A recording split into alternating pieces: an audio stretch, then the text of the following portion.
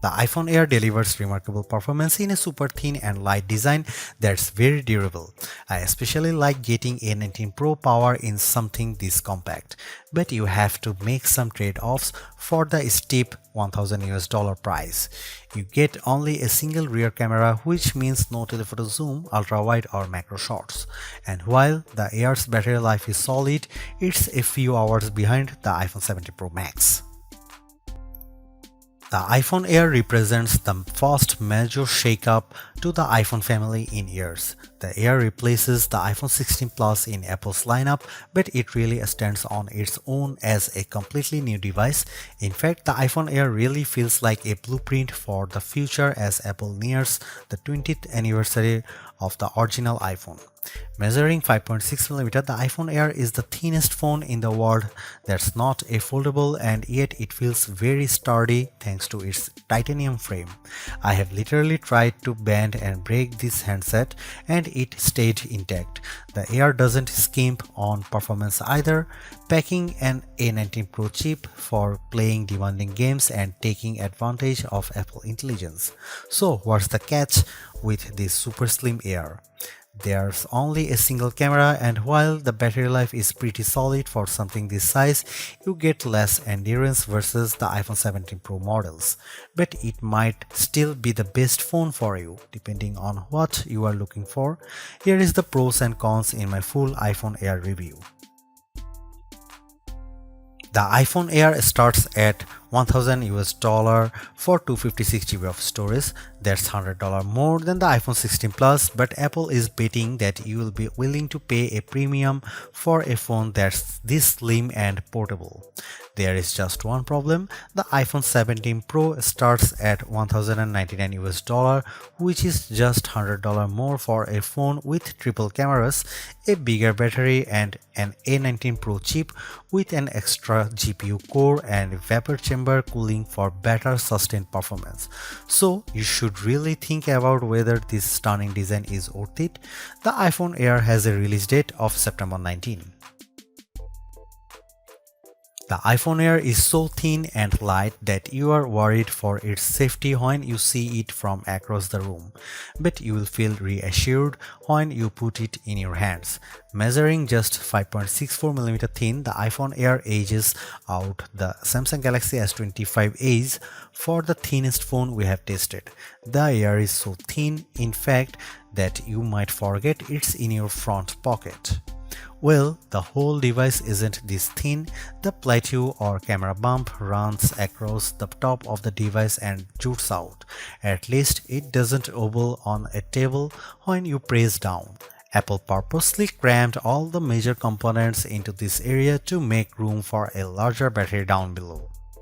The iPhone Air comes in sky blue, cloud white, light gold, and black. Frankly, the black color makes the design look cheap and not as thin. I preferred the sky blue model I tested, which does a better job of showing off the Air's thin profile. Some have complained that the titanium frame is too shiny, but I don't agree. If you are worried about the durability for a phone this thin, I think you can rest easy. I saw a demo that simulated a band with 130 pounds of force, and the iPhone Air shrugged it off. To further fortify the iPhone Air, Apple equipped the phone with a Ceramic Shield 2 display with 3x the scratch resistance of the previous technology and the Ceramic Shield back that's 4x more crack resistant than glass. It is worth noting that the iPhone Air has a single speaker integrated into the earpieces compared to dual speakers for the iPhone 17 and 17 Pro series. During my testing, the Air's speakers got plenty loud when listening to Apple Music, but it did sound tiny at max volume. The iPhone Air features a single 48MP fusion camera with 2x optical quality zoom. No telephoto, no ultra-wide, but it is a pretty strong performer based on my testing. Just don't expect much more from the 10x digital zoom. The iPhone Air does bring some cool new camera features to the table that are also available on the iPhone 17, 17 Pro and 17 Pro Max. This includes an 18MP center stage front camera that leverages a square sensor to let you shoot landscape selfies without having to flip the phone in your hand. Here are some camera samples of the new iPhone Air.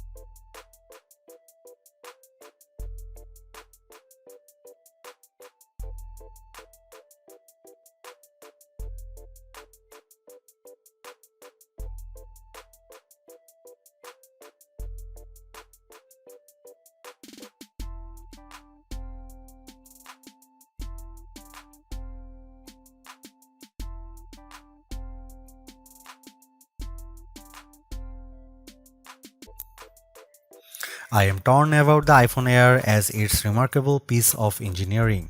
This design is amazingly thin and light, and Apple deserves serious credit for making it so durable. It feels so strong, I don't think I would bother with a case. I also like how well the iPhone Air performs. No, it doesn't have the graphics might or sustained performance of the iPhone 17 Pro or Pro Max, but it's faster than the Galaxy S25 Edge and remains fairly cool under pressure, and it offers better sustained performance than Samsung's slim phone. However, I don't like the shoppers have to give up both an ultra-wide lens and telephoto zoom with the iPhone Air. At least Samsung gives you an ultra-wide camera that enables macro photography, but the iPhone Air's main 48 megapixel camera is very good overall. Apple left some other features on the cutting room floor as well, as such as fast charging and cinematic mode for video, so in sometimes the Air feels more like an iPhone Lite. Overall, I think the iPhone Air is worth buying for those who want a super slim phone that's very easy to carry, that doesn't sacrifice too much on performance, but you will have to live with some trade-offs if you want something this compact.